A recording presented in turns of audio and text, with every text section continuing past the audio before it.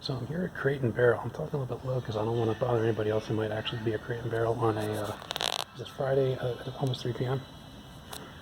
I gotta kind of use my bus pass. I bought a daily pass. You know how difficult it is to get a monthly pass when it isn't near the end of the month on one of those silly smart cards.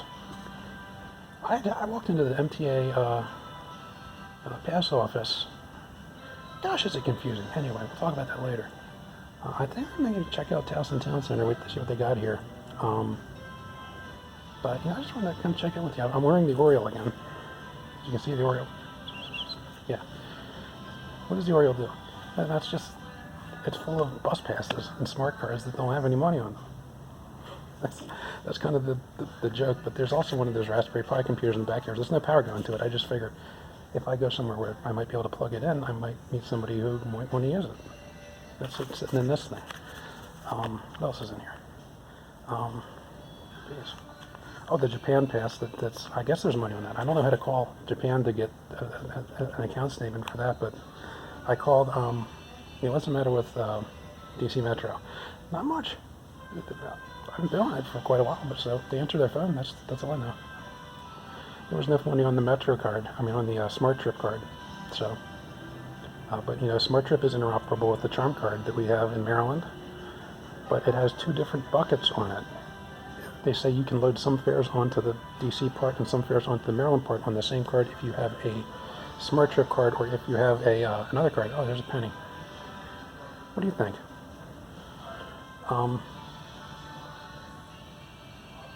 But if there was one penny that was on the DC side when you needed it on the Maryland side to take a bus somewhere that was very important, and the computer said, what would you do?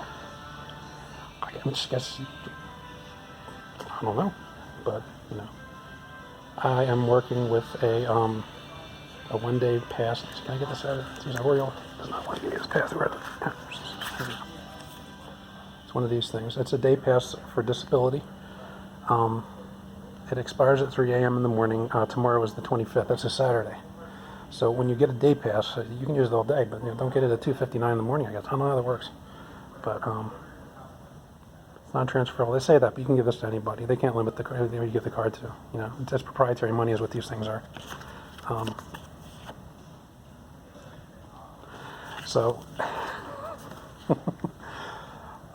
This is a comfortable place. This is Crate and Barrel. Nobody's playing Donkey Kong here. There's no barrels that I can see. There may be a crate somewhere. But this is a comfortable place. It's a little bit expensive for me right now, but I'm just living within means right now. But it should not be necessary to live within means when I want to buy a monthly pass and not have to pay daily for bus fare. So, what is this? I've got these. These are reading glasses. These are 2.75s. Okay. So let's see here. These are dollar store glasses, but they go really well with the decor that's here. I'm just trying to look for anything that might look good in the place that I'm at right now. So I might try. Let's see. The second floor is. I really recommend it. I mean, check out Crate and Barrel if you haven't been here. This is kind of a lighting area. This is kind of. I'm sitting on a couch. It's comfortable after having ridden a bus. But try it. There's also an Apple computer somewhere in this mall. That somebody told me that. But I read something on the Google News. This is an Android phone. I've got my iPhone, but I'm not very happy with it. I put an OS update on it, and it deleted everything that was on the phone. I had a backup. I tried to restore the backup. It said the backup doesn't pass the consistency check or whatever. Which means I have all the. Fortunately, I run Linux because I know what's in my backup. Because Steve designed the phone a lot better than this Android thing. I know how to get everything I need to out of that backup that is valid enough for me to read it, I guess. But it's apparently an iTunes backup is inferior enough that the iPhone 6 running 12.3 can't load it on there. So I'm not here to complain at Apple. I'm here to maybe make a statement. I don't know. Read something from Tim. Cook, who runs the Apple company, he said that they don't build monuments to trolls. They have the Steve Jobs Theater there. It looks like a spectacular place. So what I can say is Steve was a troll. But I came here to make this video kind of really for one reason, because I wanted to point out the fact that if you have an appreciation for things that are not near you, such as this you're going to find this in Baltimore City. If you are, I don't know where the heck it is. But, I go to where I can find things. Apple was the company that I knew as the company who had that computer at the mall that, I never got to use a Macintosh outside of a store for maybe a few minutes. I think I renamed the disk by accident or something like that.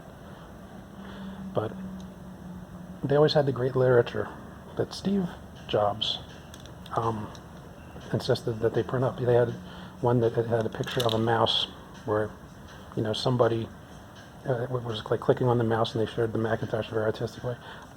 I didn't think much of it. The Mac wasn't a very popular computer back then, outside of the people who really said, there's something here. Maybe you can, all you PC guys, all you Commodore guys, all you Atari guys, all you other guys and gals, maybe you should try this computer. And everybody's like, no, okay. Where's the colors? What is this? A black and white computer? What are we going to do with that thing? But what I found, there's a little design elements of things that you really learn to appreciate, kind of in hindsight and in foresight maybe. If you have a GPS system or an iPhone, I've not figured out how to do this with Android. There's a setting in iOS where you can set the monochrome. So if you triple click the home button or whatever, it'll do, and everything will turn black and white or grayscale on the screen. And what that lets you do is, if you're in traffic and you've got the GPS running, it lets you concentrate on all the color, if you're lucky enough to see color, not everybody can, on the road that's in front of you. The map that's on the screen will not distract you because it's grayscale. You can usually find your way around just fine, but you want color back to see, if there's wood or a park or somewhere, and the color's back on the screen. That's an accessibility thing. Apple gets that right. Android always gets that wrong. So I'm going to stop by the Apple company and maybe pay a tribute to a troll.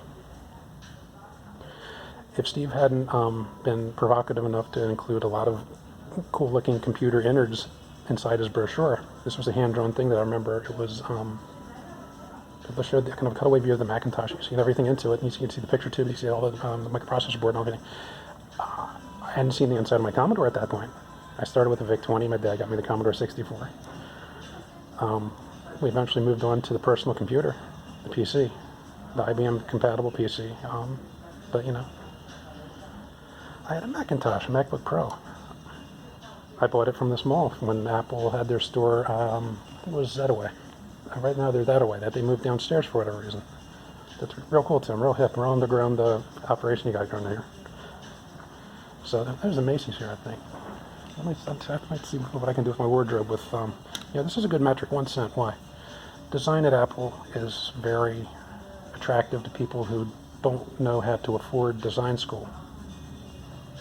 This is how you open the battery thing on the Magic Trackpad. That's, in my opinion, one of the best pointing devices that's ever been invented. This is the first Magic Trackpad. First one, I've got one of those. Something happened to it, like got compressed between two things. It doesn't click anymore, but it still moves the pointer on the screen and all that. But my Macintosh or my MacBook Pro doesn't boot up. I've got a ThinkPad from the Lenovo Corporation. This is a Motorola phone. I got this because my dad used to have a Motorola radio in his truck when we used to drive around in the morning. He used to drive me to school. Very fun. But I just want to let you know. I don't know what Tim's definition of troll is, but I've had the good fortune to know some who are very good and some who are very bad. I've tried to steer a lot of people toward the good side. But Steve was one of those kind of people. As you hear stories about him at Apple, he just relentlessly would be not really the best person to be around sometimes, but he'd get on camera and he was very normal. I don't know how Steve was at Apple. I'm not trying to imitate people, but everyone has their moments. I can't say that I've gone through life trying to make anybody's life a hassle, but if I can maybe output at least 1/10 of what some other people that I've mentioned have, without the attitude, without the bravado, and without being a jerk, I think maybe I will have done what I've set out to do. So I'm going to check out the Apple company a bit. Maybe see what they've got. I hear they sell computers there, amongst other things. I hear they've got an arcade. Oh, I dropped my penny. See you soon.